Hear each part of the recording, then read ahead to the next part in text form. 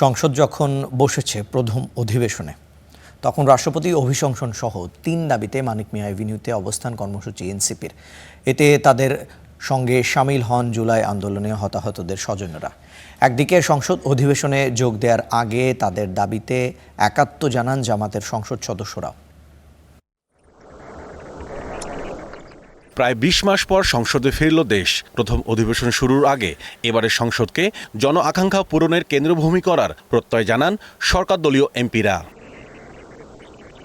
তবে এই সময় রাষ্ট্রপতির অভিশংসনের দাবি জানান জামাত ও এনসিপির সংসদ সদস্যরা। তাদের আশা, প্রথম অধিবেশনেই অভিশংসন প্রক্রিয়া শুরু করবে সরকারি দল। ফ্যাসিবাদের শেষ সিম্বল, তাকে তো জুলাইয়ের সনদের সাথে জুলাইয়ের যে বিপ্লবটা রয়েছে এর সাথে সরাসরি বিশ্বাসঘাতকতা।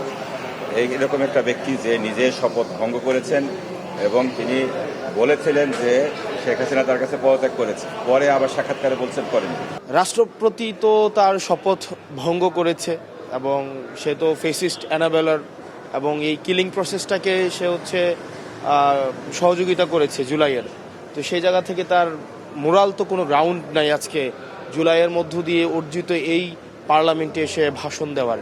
সরকার দল বিএনপির কাছে আমরা আহ্বান রেখেছি যে তাদের যেহেতু 2/3 মেজরিটি রয়েছে, সিম্পল মেজরিটিও তাদের রয়েছে, তারা এই রাষ্ট্রপতির অভিশংসনের জন্য তারা সংসদে তাদের কার্যক্রম শুরু করবে, এই আহ্বান এবং এই প্রত্যাশা আমরা বিএনপির কাছে রাখছি।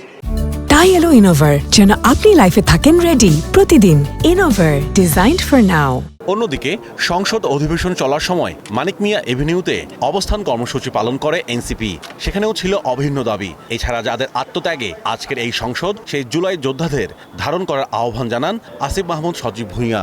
আমরা দেখতে চাই যারা ফ্যাসিবাদের বিপক্ষের শক্তি এই সংসদে আছেন তারা যেন এই রাষ্ট্রপতিকে বক্তব্য দেওয়ার সুযোগ না দেন, রাষ্ট্রপতিকে বক্তব্য দেওয়ার ক্ষেত্রে বাধা সৃষ্টি করেন এবং তার অভিশংসনের জন্য দাবি তোলেন। সুতরাং আমাদের দাবি, সংস্কার পরিষদের শপথ নিতে হবে, রাষ্ট্রপতিকে অভিশংসন করতে হবে এবং জুলাই গণহত্যার বিচার করতে হবে।